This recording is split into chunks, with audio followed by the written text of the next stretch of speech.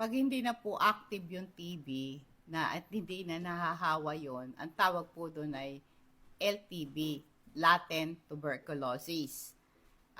Maraming mga paraan para hindi na ulit maging aktibo yung tuberculosis mo. Anong dapat mong gawin? Una, magkaroon ka ng complete treatment for LTB, latent tuberculosis. Dapat ang doktor mag-prescribe siya ng medication para gamutin yung LTB. Importante, meron kang complete course, yung entire treatment. Kahit na maganda na pakiramdam mo, ito po ay hindi po maganda. Kailangan totally mapatay mo yung TB, tuberculosis para ma-prevent na maging aktibo sila ulit in the future. Pangalawa, magkaroon ka ng regular medical check-up kahit na maganda na pakiramdam mo. Importante na lagi mong binibisita yung doktor mo for regular check-up para yung doktor mo mamonitor ang kalusugan mo. Make sure na ang TB bacteria mo ay hindi na sila magiging active ulit. Ang early detection ay napakahalaga nito at mabigyan ng effective treatment para hindi ulit maging active yung tuberculosis mo. I-maintain mo yung healthy lifestyle mo. Ibig sabihin, meron kang yung healthy diet, meron kang exercise, meron kang sapat na tulog para lumakas ang immune system mo. Kasi i-prioritize mo yung mga grains, fruits, vegetable, lean protein, and healthy fats.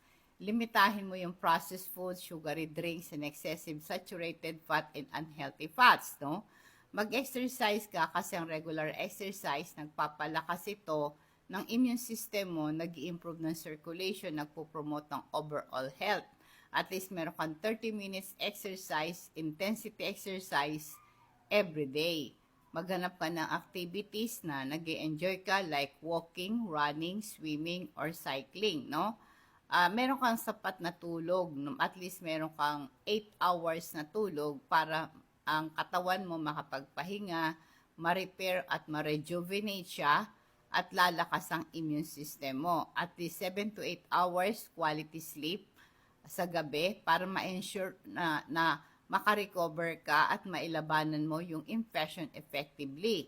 Magkaroon ka ng stress management kasi pag may stress ka, humihina ang immune system mo, susceptible ka pa sa infection. Mag-practice ka ng stress-reducing technique like meditation, deep breathing exercise, at yung walking outside sa kalikasan, at ito'y nagpo-promote ito ng relaxation. Iwasan mo ang paninigarilyo, iwasan mo ang pag-inom ng alak. Ito'y nadadamage ang immune system, mataas ang panganib na bumalik ulit yung tuberculosis mo. Kasi pag latent tuberculosis, hindi ka na makakahawa. Iwasan mo lang ma-expose ka sa mga taong may TB. Iwasan mo kasi nagkaroon ka na ng history. Iwasan mo yung exposure. Magsuot ka ng face mask, stay away from the person na umuubo, sinisipod, at lagi ka dapat may test sa TB. Meron kang mga preventive therapy, katulad po halimbawa, yung mga medication na reseta ng doktor. Alalahanin